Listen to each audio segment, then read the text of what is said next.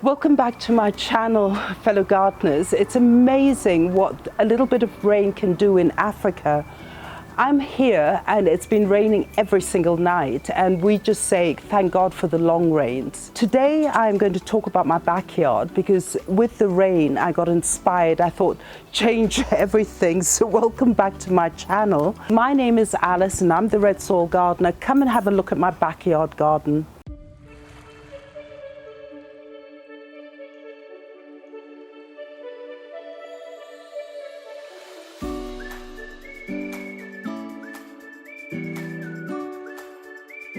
Now, most of you who've watched the channel always remember my backyard. This is where I had all my canna lilies and my Tillandsia, the giant Tillandsia prayer plant. And when the heat wave was here, you know, I just looked at my garden and I thought, oh, I just need to get some color here.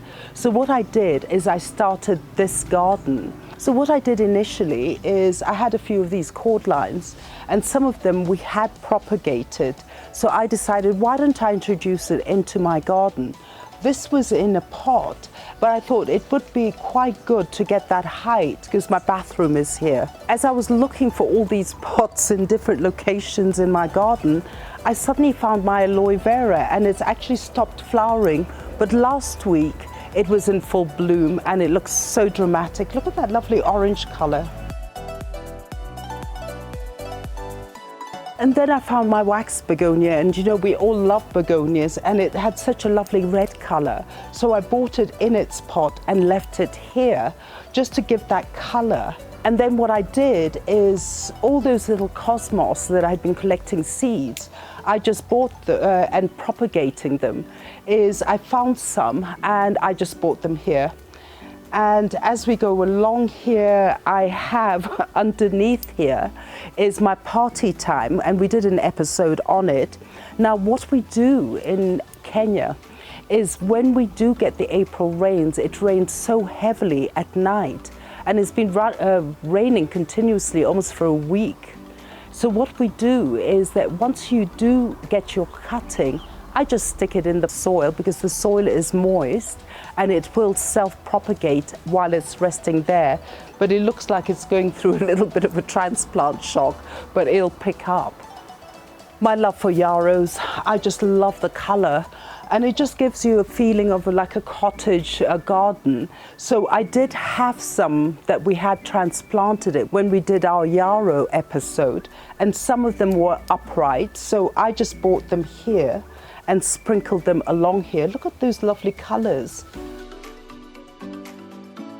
As we go along, I have to tell you about my zinnia plants. Now what I do is I always collect the seeds once it goes into seed production, and then I keep it in my greenhouse and pull them out depending on when. So what I did is I managed to get these ones out of my greenhouse. Look at these lovely colors. They all are giant zinnias, and I've got a pink one there, I've got an orange one here. And then what I will do is when the flower is spent, I just crop it in order to get it bushy. Now, we did another episode on the lavender spur, and I just love the lavender spur because of its flowers. Now, I bought the two that I had in a pot and I placed them here, and look at them, they've already started flowering again. So I have two of them, one here and one there, and in order to break it, I put another cosmos. Again, as I go along with my cosmos, I see a lot of spent flowers. So all I'm going to do is actually remove them just like that in order to actually get more blooms. Now, these are like euphorbias, and it's one of my favorite plant. And the beauty about it, it flowers red and it's got these variegated leaves. So I decided, because it does grow very tall, let me put it here, and then it will start blooming and showing us all its glory. Again, I put another euphorbia here, and I've noticed it started flowering. It usually has this beautiful cluster of white flowers.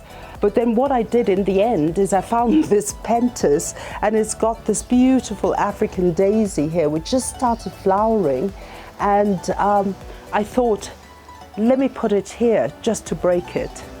After that, I just put all my other pots here. Now, if you notice along the wall is I have all my giant irises growing, just so that when these plants do go down, when the iris does take over, it'll be so colorful. So here I have my signature, which is the hibiscus. I had just propagated it, put it in a pot, and about 3-4 years ago it was quite small, and now it's producing all these amazing flowers. Look at the color, it is so beautiful. And then these are my chrysanthemums that we did a propagation on, and they're all flowering, and I have my calendulas there. And here I do have my Speedwell, which have started. And then what I did here is I did bring along here our trailing ice plants. I have them here, and it's actually lovely, and they love it here. And then I have my frilly echeveria here, which we did an episode where I did chop off its head and had the babies, which I've put along my windowsill here. But look how big they've grown. I think we need to repot it. And here I have my epidendrum, and we did an episode, so some of it I've stuck here, and I do have here at the back of it my fishbone cactus. I always do that, I just throw everything together. And then again our mandeville, which we did an episode, has started flowering. This is the white one, look at that. And this one is I think that's a spent one, so I'm going to just nip it there. I have my fuchsias here. Again, some of the snake plants we propagated are hanging here.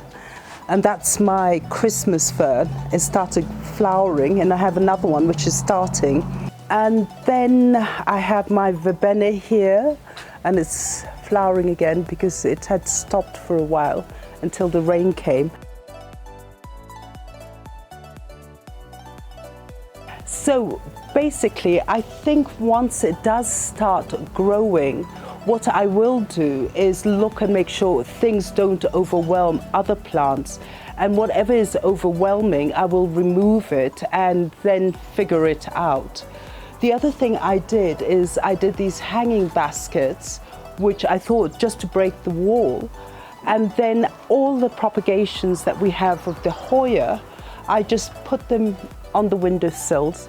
And I think the beauty about doing this is that when I'm in my bathroom and I look out, all I just see is Hoya. And here are my shell collections from many years ago. And these are the babies from our giant frilly echeveria, the ones we propagated. And I thought, let me honor it and put it by the windowsill. So also what I did throw in here, because I think it's, for me, it's about getting the colors and also to see what is propagating, because some things may not work. So I also have planted a lot of seeds, which I scattered, and let's see, the winner takes it all, the first one that comes up. So fellow gardeners, thank you so much for joining me on this. I'm so excited, and I'd love to hear your comments. Tell me what you think. Have some tips for me, because I really want to make this the most colorful and the most beautiful garden. Don't forget to like and share and subscribe. Press that notification button. And don't forget that we are on Instagram. I do post a lot. And don't forget, we are also on Facebook. You can leave your comments there, and I'm always there to answer. So happy gardening, and do send me your comments and give me some recommendations. And thank you so much for watching this channel. Bye.